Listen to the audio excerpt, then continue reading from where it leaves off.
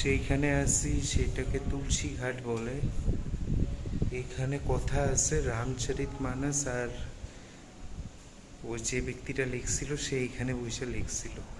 দুইটা জিনিস আমি গ্রন্থ দুইটার নাম ভুলে গেছি, কিন্তু খুব আজব ফিলিং আসতেছে। এই লেভেলের এনার্জি খুব কম ফিল হয় সব জায়গায় গিয়ে। তো চলো আপনাদের দেখাই, আপনাদেরকে নিজে স্মৃতির জন্য আপনারা কী করবেন করেন।